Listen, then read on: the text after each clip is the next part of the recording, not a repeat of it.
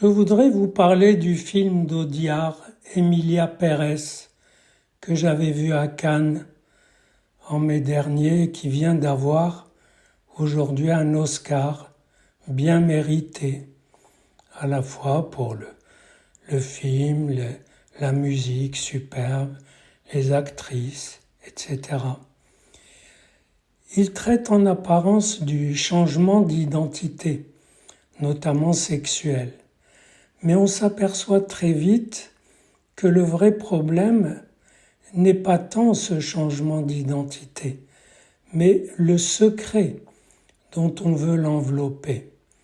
C'est le problème de la suture, si vous voulez, avec le reste du tissu social et familial.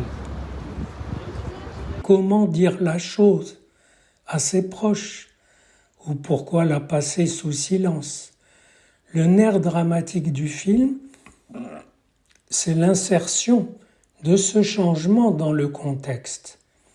Non pas dans l'espace social qui est plutôt accueillant. Aujourd'hui, la famille ou la société ne pousse pas des hauts cris quand il est question de changer de sexe. Mais c'est dans la famille. Comment le père peut-il disparaître, devenir une femme, revenir incognito dans l'espace des siens, sans rien en dire à son épouse et aux enfants? C'est une tension artificiellement mise en place qui va virer à la tragédie, celle du secret familial qui éclate comme souvent dans les pires conditions. Le manque de suture symbolique à la chirurgie réelle a laissé un trou béant où tout va basculer. Le chef des cartels de drogue, devenu femme, est rattrapé par son passé, précisément par ses enfants, quand on veut les lui prendre. Quand sa femme, sans nouvelles, retrouve son ancien amant et veut partir avec eux. Et c'est le second gros problème du film, qu'il traite superbement, sciemment ou pas. Le problème, cet homme devenu femme veut quand même garder sa femme en tant que mère au foyer, privée de vie amoureuse. Il veut donc devenir femme et rester l'homme macho qu'il a été. Mais avant la fin fatale, le film traite fort bien du changement d'identité sexuelle. Le narcotrafiquant, qui s'appelle Manitas et qui devient Emilia, est vertueuse. Elle vient en aide aux démunis, notamment aux familles des disparus, qu'elle-même a dû faire disparaître autrefois quand il était, on ne sait pas comment dire, quand il était chef de cartel. Au passage, elle fait changer d'identité ou plutôt de fonction à son assistante avocate. Et même son ex-femme a changé, ce qui n'était pas prévu au programme. Elle retrouve son ancien amant. Mais Emilia, au lieu de parler et d'avouer son changement, retrouve son style d'avant et fait un coup de force. Elle confisque, quand la femme veut partir avec les enfants, Emilia confisque tout l'argent de sa femme pour l'empêcher de refaire sa vie. Et c'est le contre-coup légitime, elle se fait enlever. Sa femme aurait pu, avec plus d'esprit et de calme, négocier le retour, mais trop maladroite ou trop bouleversée, quand elle comprend que Emilia, c'est son mari, et elle contribue à la chute dans le ravin. Le film est aussi en fait une critique de l'éthique où, quoi que je sois, l'important c'est ce que je ressens. On va l'appeler l'éthique du ressenti roi, qui se moque bien du ressenti des autres, puisque c'est moi qui sais mieux que tout autre ce que je ressens, qui doit être déterminant. Il y a de jolies chansons de Camille sur l'amour narcissique d'ailleurs, et d'autres belles choses, mais le fil tendu, c'est celui du retour de bâton, avec la force du secret qui se dévoile, cette force étant redoublée par celle du trans qui veut être les deux. Et ça arrive. C'est encore un coup narcissique essentiel. Mais c'est coûteux.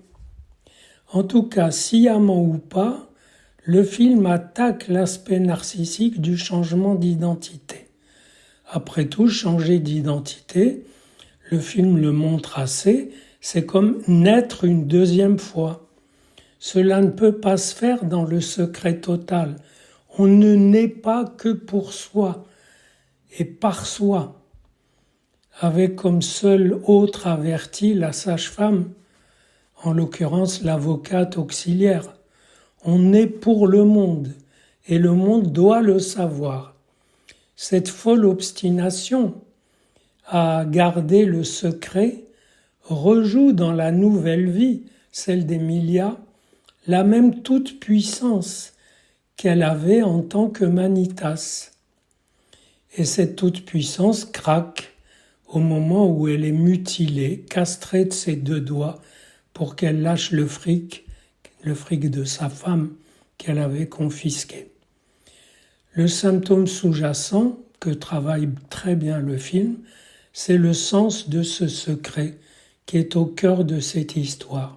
Ce Manitas, bien que devenu femme, n'a pas pu en parler. Sans doute parce qu'il avait en tant qu'homme horreur de ses pulsions homosexuelles, c'est-à-dire, en l'occurrence, féminines. Horreur classique et parfois insurmontable, y compris chez des homosexuels par rapport à leur famille. Il y en a qui n'arrivent jamais à le dire à la famille. La réalité fait le reste. On ne peut pas disparaître puis paraître sous une autre identité. On doit témoigner du passage auprès des siens et des autres. Et témoigner du fait que on est la même personne sous deux apparences ou deux identités qui coexistent, qui interagissent. C'est ça la vraie signification de la transition. C'est pas je suis devenu homme ou je suis devenu femme. C'est je suis les deux, je suis la même personne sous deux formes différentes. Bref, la folie, c'est d'avoir couvert de silence un entre-deux identitaire plutôt vivant. C'est un film sur le secret, autant que sur le changement d'identité. Et maintenant, je vais faire un rituel. Si cette vidéo vous a intéressé, abonnez-vous, faites-la circuler, reprenez mes anciennes vidéos où je n'ai jamais dit cette formule magique, abonnez-vous et faites-les circuler. Voilà.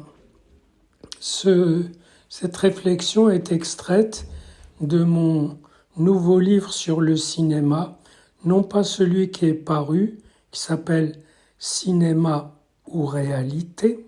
avec point d'interrogation, tout un programme, mais ce nouveau livre s'appelle pour l'instant « Psycho-voyage en film » où en fait j'analyse des films.